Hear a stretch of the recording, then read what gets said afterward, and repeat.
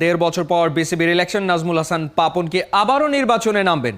আগেই বলেছেন তিনি থাকতে চান না। অন্যদিকে সাকিবের আগ্রহ আর মাশরাফিকে নিয়ে ভক্তদের দাবি দুজনকেই করেছে প্রেসিডেন্ট হিসেবে সম্ভাব্য প্রার্থী। তিনি আর বাংলাদেশে কামব্যাক করছেন না। চন্ডিকা হাথুরুসিংহকে বাংলাদেশ ক্রিকেট বোর্ড বরখাস্ত করেছে। চন্ডিকা হাথুরুসিংহ যেহেতু বরখাস্ত হয়েছেন এরকম একটা আলোচনা নিউজ ছড়িয়ে পড়েছে। নতুন দায়িত্বে কে আসছেন? চন্ডিকা হাথুরুসিংহ আর কি কখনোই ঢাকায় ব্যাক করবেন? আসসালামু আলাইকুম সুপ্রিয় দর্শক বন্ধুরা, এবার বাংলাদেশ ক্রিকেট বোর্ডের নানা নাটককে ঘিরে একের পর এক আলোচনা এবং সমালোচনার পাহাড় জন্ম দিয়েছে এবং সেই সাথে কোচ চন্ডিকা হাথুরুসিংহকে তবে শেষ পর্যন্ত বিদায় নিয়ে যাচ্ছেন। দর্শক বন্ধুরা, এ নিয়ে এবার গুরুত্বপূর্ণ তথ্য বেরিয়ে আসলো এবং সেই সাথে অন্যদিকে বিসিবি সভাপতি নাজমুল হাসান পাপনও কি পদ ছাড়ছেন, আর এ নিয়ে জেগেছিল নানা প্রশ্ন। দর্শক বন্ধুরা, এবার সেই সকল বিষয়গুলোর একেবারে উত্তর মিলে আসলো। অন্যদিকে এবার সেই সকল বিষয়গুলোকে কেন্দ্র করে এবং সেই সাথে চন্ডিকা হাথুরুসিংহের বাংলাদেশ থেকে বিদায় নেওয়াকে কেন্দ্র করে বেশ কিছু গুরুত্বপূর্ণ তথ্য দিয়েছেন রিয়াসত আজিম ভাই। তো দর্শক বন্ধুরা, আপনারা রিয়াসত আজিম ভাইয়ের সেই সকল কথাগুলো শুনলে অনেক কিছু বুঝতে পারবেন। তো দর্শক বন্ধুরা, চলুন আমরা সেই সকল তথ্যগুলো জেনে নেই। অবশ্যই ধৈর্য সহকারে পুরো ভিডিওটি দেখবেন, তাহলে এই সকল বিষয়গুলো পরিপূর্ণ বুঝতে পারবেন। ডিসকাশনটা আপনারা হয়তো দেখেছেন, চন্ডিকা হাথুরুসিংহে তিনি আর বাংলাদেশে কামব্যাক করছেন না। চন্ডিকা হাথুরুসিংহকে বাংলাদেশ ক্রিকেট বোর্ড বরখাস্ত করেছে। চন্ডিকা হাথুরুসিংহ যেহেতু বরখাস্ত হয়েছেন এরকম একটা আলোচনা নিউজ ছড়িয়ে পড়েছে। নতুন দায়িত্বে কে আসছেন? চন্ডিকা হাথুরুসিংহ আর কি কখনোই ঢাকায় ব্যাক করবেন না, নাকি তার দায়িত্ব বুঝিয়ে দেওয়ার জন্য অন্য কাউকে বা বিসিবির কাছ থেকে দেনা পাওনা বুঝিয়ে নেওয়ার জন্য অন্তত একবার হলেও আসবেন?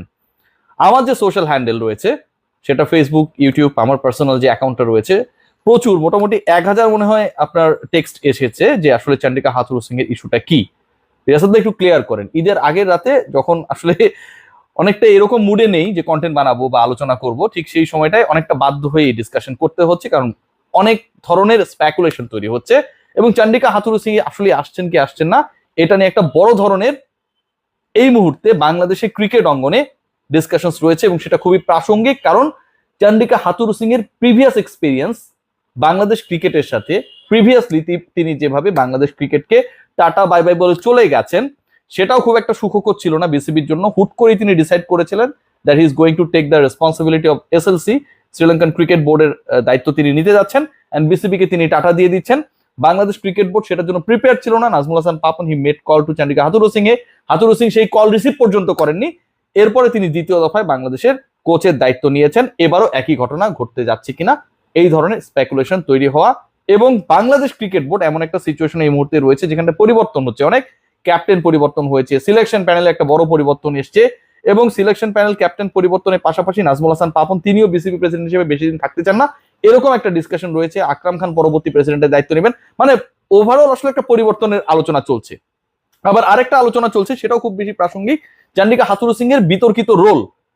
খালেদ মাহমুদ সুজন গতকাল চ্যানেল 24-এ সাক্ষাৎকার দিয়েছেন, একটা অনুষ্ঠানে তিনি গিয়েছেন, সেখানটায় তিনি চন্ডিকা হাথুরুসিংহের বিতর্কিত রোলগুলো সম্পর্কে আলোচনা করেছেন।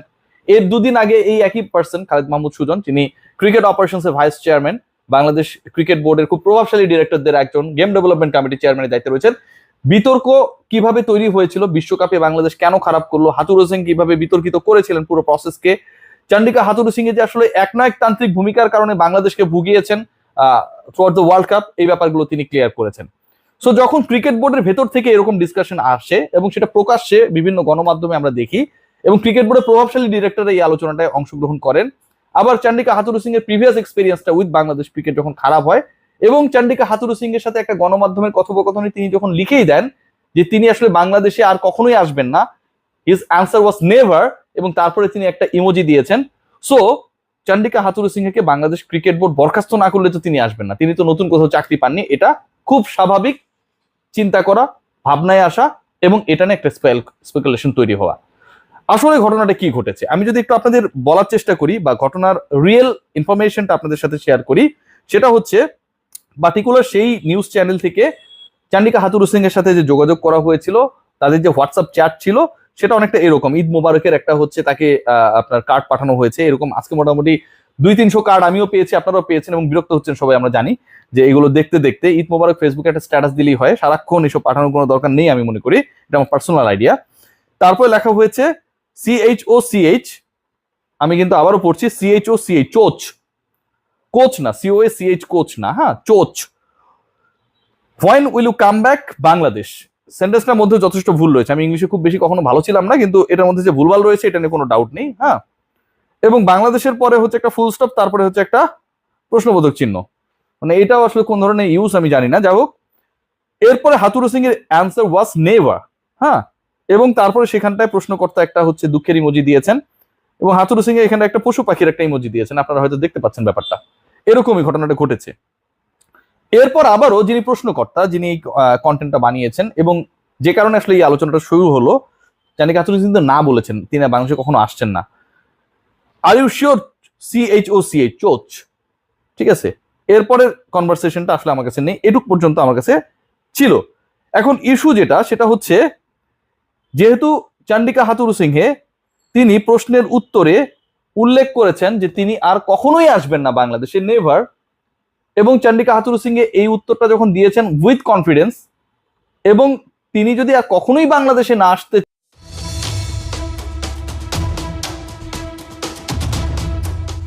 আমি চেষ্টা করবো যত তাড়াতাড়ি সম্ভব, যদি পারি তাহলে ছেড়ে দিই। আমার বিসিবি প্রেসিডেন্ট হওয়ার এখন কোনো ইচ্ছা নেই। আমি বিশ্বাস করি যে আমি যখন যাব অবশ্যই বাংলাদেশের হিস্ট্রির বেস্ট প্রেসিডেন্ট হব। বিসিবি সভাপতি একজন হতে চান আর দুজন চান না। না চাওয়ার লিস্টে বর্তমান প্রেসিডেন্ট নাজমুল হাসান পাপন ও মাশরাফি বিন মুর্তজা, আর যিনি হতে চান তার প্রাপ্তির তালিকা এরই মধ্যে কানায় কানায় পূর্ণ, তিনি সাকিব আল হাসান।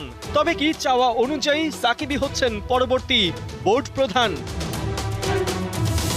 হঠাৎ কেন এই প্রসঙ্গ? বিসিবি সভাপতিত্ব নিয়ে কেন এই আলোচনা? কেন নতুন করে প্রার্থী খোঁজা? নিশ্চয়ই মনে প্রশ্ন জাগছে। অপেক্ষা করুন, উত্তর পাবেন, তবে তার জন্য ফিরতে হবে 31 মার্চ। বিসিবির বার্ষিক সাধারণ সভা, সেদিন রাজধানীর বিলাসবহুল হোটেলে উপস্থিত ছিলেন বোর্ডের প্রায় সকল কাউন্সিলর।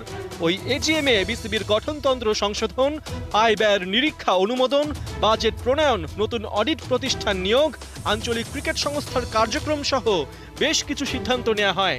তবে এসবের মাঝে আরও একটি বিষয় সেদিন বন্ধ দরজার ওপারে ঝড় তোলে, যার ইস্যু ছিল বিসিবির সভাপতিত্ব। খেলাঝোঁক জানতে পেরেছে সংসদ সদস্য হিসেবে শপথ গ্রহণের দিন বোর্ডের সভাপতিত্ব নিয়ে নাজমুল হাসান পাপনের মন্তব্যে অনেকেই চমকে গিয়েছিলেন। পাপনের নেতৃত্বে বাংলাদেশ ক্রিকেট যেভাবে এগিয়েছে তাতে কাউন্সিলরদের চাওয়া পাপন বোর্ডের দায়িত্ব চালিয়ে যাক। এজিএমে একাধিক কাউন্সিলর যারা একই সাথে এমপিও দাবি তোলেন নাজমুল হাসান পাপন যেন পরবর্তী নির্বাচনেও প্রতিদ্বন্দ্বিতা করেন। এ সময় অন্য কারো নাম এক। তো দর্শক বন্ধুরা, আপনারা হয়তো পুরো ভিডিওটি দেখে এবং এই সকল কথাবার্তাগুলো শুনে অবশ্যই বুঝতে পেরেছেন বাংলাদেশ ক্রিকেট বোর্ডের নানা বিষয়গুলোকে কেন্দ্র করে একের পর এক নানা প্রশ্ন জেগেছে। আসলে বিসিবি সভাপতি নাজমুল হাসান পাপন অনেক দিন থেকে বলেছিলেন তিনি আর এই দায়িত্বতে থাকবেন না, তবে সেই দায়িত্ব ছাড়ছেন না। অন্যদিকে এবার কোচ চান্দিকা হাতুরু সিংয়ের নানা বিষয়গুলোকে কেন্দ্র করে যেই সকল প্রশ্ন জেগেছে তা উত্তর কখন মিলবে সেটাই এখন দেখার পালা। তো দর্শক বন্ধুরা, আপনারা পুরো ভিডিওটি দেখে এবং এই সকল কথাবার্তাগুলো শুনে আপনারা কি বুঝতে পেরেছেন অবশ্যই কমেন্ট করে জানিয়ে দিবেন। তো দর্শক বন্ধুরা, ভালো থাকুন, সুস্থ থাকুন, আল্লাহ হাফিজ, আসসালামু আলাইকুম।